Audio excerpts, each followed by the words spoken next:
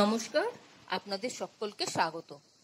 আজকে আমি আপনাদেরকে একটা নিরামিষ রান্না করে দেখাবো। সেটা হলো পটল পনিরের ডালনা। আসুন তাহলে দেখিনি রেসিপিটা কিভাবে করলাম আমি। এই ডালনাটা করার জন্য এখানে আমি নিয়ে নিয়েছি 150 গ্রাম পনির, একটা সেদ্ধ করা আলু, আর কিছু পটল, টমেটো আর 2টো কাঁচা লঙ্কা। এছাড়া আর যা যা লাগবে সেগুলো ধীরে ধীরে বলে যাব। কড়াতে সর্ষের তেলটা দিয়ে দিচ্ছি। আমি রান্নাটা সর্ষের তেলে করব। এই সর্ষের তেলটা একটু গরম হলে তার মধ্যে পনিরটা দিয়ে দিচ্ছি। পনিরের মধ্যে একটু নুন দিলাম আর একটু হলুদ গুঁড়ো দিলাম, দিয়ে একটু হালকা করে ভেজে নেব। পনির কিন্তু খুব বেশি কড়া করে ভাজবেন না। পনির কড়া করে ভাজলে পনির ছিবড়ি হয়ে যায়, তখন খেতে আর ভালো লাগে না। আর হালকা করে ভাজলে তার যে সফটনেসটা, তার যে মধ্যে যে ঘি ঘি ভাবটা, এগুলো সবটাই এনজয় করতে পারবেন। এবার আমি মিডিয়াম ফ্লেমে পনিরটা হালকা করে ভেজে তুলে নিচ্ছি।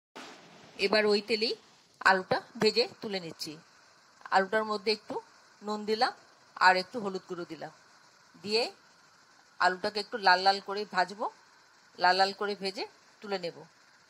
এই মুহূর্তে আপনারা কে কোথা থেকে, কোন শহর থেকে, কোন দেশ থেকে আমার এই রেসিপিটা দেখছেন, প্লিজ একটু কমেন্ট বক্সে কমেন্ট করবেন। আমার তাহলে খুব ভালো লাগবে। আর নতুন কোনো বন্ধু প্রথমবার আমার চ্যানেলটাকে দেখে থাকলে আপনাকে একটা বিগ হাগ জানাচ্ছি।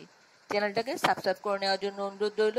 পাশে বেল আইকনটা অ্যাক্টিভেট করে নেবেন, যাতে পরবর্তী আমার সমস্ত রেসিপির নোটিফিকেশন সবার আগে আপনার কাছে এসে পৌঁছয়। আর আপনি যদি ফেসবুক থেকে দেখে থাকেন তাহলে ফলো অপশনটা ক্লিক করবেন আর একটা লাইক দেবেন, তাহলে আপনি আমার সাথে জুড়ে যাবেন। আপনি আমার সাথে জুড়ে গেলে আমার সমস্ত রেসিপির নোটিফিকেশন সবার আগে আপনার কাছে এসে পৌঁছবে। এবার আর যেটুকু তেল আছে তার মধ্যে আমি পটলগুলি ভেজে নেব। আমি সবগুলো কেটে রাখা পটল দিয়ে দিচ্ছি। এবার এর মধ্যে একটু নুন দেব আর একটু হলুদ গুঁড়ো দেব।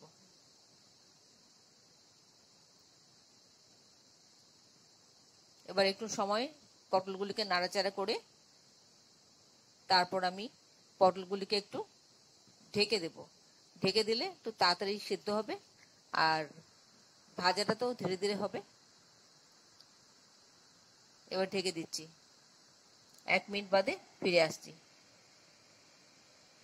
1 মিনিট বাদে ফিরে এলাম। এবার একটু নেড়ে চেড়ে দিচ্ছি। আপনারা যারা এখনো পর্যন্ত আমার চ্যানেলটাকে সাবস্ক্রাইব করেননি, ঝটপট সাবস্ক্রাইব করে নিন। আপনাদেরকে আমাদের মাঝে দেখতে পেলে আমাদের খুব ভালো লাগবে। খানিকক্ষণ এইভাবে পটলটাকে ভাজা ভাজা করে নিলাম। এবার পটলটাও তুলে নিচ্ছি।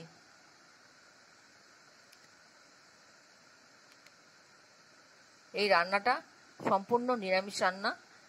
যে কোনো নিরামিষের দিন এই রান্নাটা করে খেতে পারেন। এছাড়া নিরামিষের দিন না হলেও আপনারা করে খেতে পারেন। এবার কড়াতে আরেকটু সর্ষের তেল দিলাম, আর একটা শুকনো লঙ্কা দিলাম, আর একটা তেজপাতা দিলাম। এগুলোকে একটু ভাজা ভাজা হোক, ফোড়নটা সুন্দর একটা গন্ধ বেরোবে।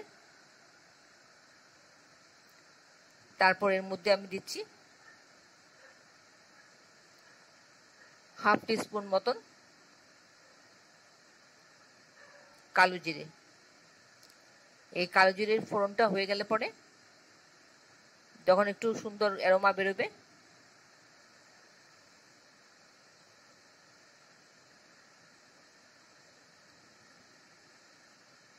এবার এর মধ্যে আমি দিয়ে দিচ্ছি 1 চা চামচ জিরে বাটা,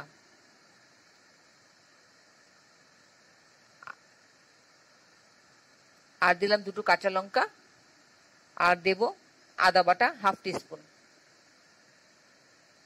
এবার একটু নাড়াচাড়া করে নিচ্ছি মশলাটা।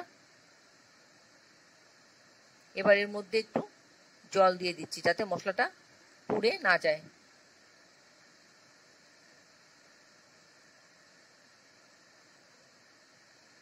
একটু হলুদ গুঁড়ো দিয়ে দিলাম। আপনি চাইলে একটু শুকনো লঙ্কাও দিতে পারেন, কিন্তু আমি দেব না, আমাদের বাড়িতে চলে না শুকনো লঙ্কা।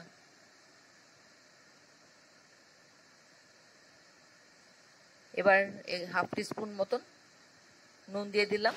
আপনি আপনার স্বাদ মতন দিয়ে দেবেন।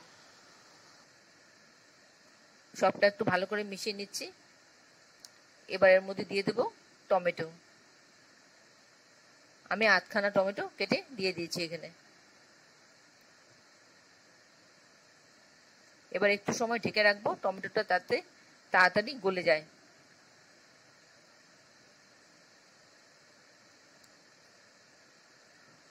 এক মিনিট বাদে দেখছি খুলে টমেটোটা খানিকটা নরম হয়ে গেছে।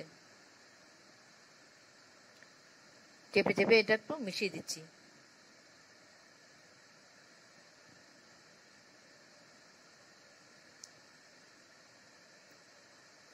এবার এর মধ্যে একটু 1 চা চামচ চিনি দিলাম। এই চিনিটার দিলে পরে একে তো টেস্টটা ভালো হবে, আর দ্বিতীয়ত চিনিটা এখানে মশলার সঙ্গে থেকে ক্যারামেলাইজ হয়ে যাবে, আর ক্যারামেলাইজ হয়ে গেলে পোড়া লাগবে না।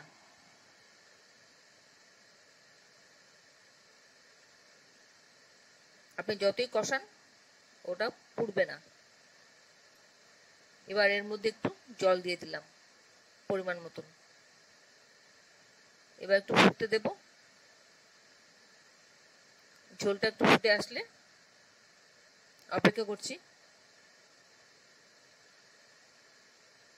আপনাদের যদি কোনো প্রশ্ন থাকে আমার এই রেসিপি সম্পর্কে অবশ্যই কমেন্টসে জানিয়ে দেবেন, আমি আপনাদের প্রশ্নের উত্তর দিয়ে দেব। ঝোলটা আস্তে আস্তে ফুটতে আরম্ভ করেছে। এবার ভেজে রাখা পটল, আলু আগে দিয়ে দিচ্ছি, পনিরটা পরে দেব শেষে। পটল আর পনিরটা একটু সময় ফুটবে। এবার ভালো করে একটু মিশিয়ে ফুটতে দিচ্ছি। 3-4 মিনিট মতন এটা ফুটবে মিডিয়াম ফ্লেমে।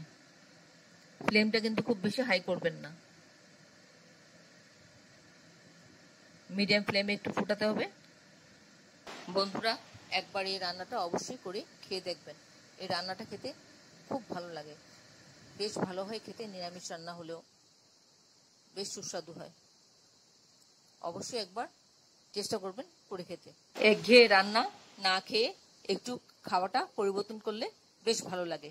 এবার পনিরটা দিয়ে দিচ্ছি। পনিরটা দিয়ে বেশিক্ষণ আর ফোটাবো না, মিনিট খানেক মতন ফোটাবো। তারপর মিডিয়াম ফ্লেমে, তারপর আমি এর মধ্যে দিয়ে দিচ্ছি গরম মশলা দেব।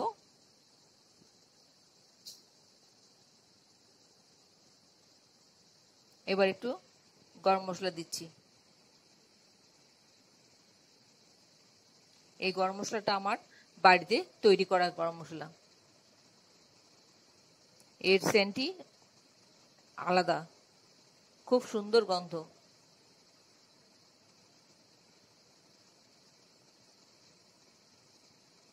গরম মশলাটা মেশানো হয়ে গেল। এবার আমি দেব একটু ঘি, 1 চা চামচ মতন ঘি দেব।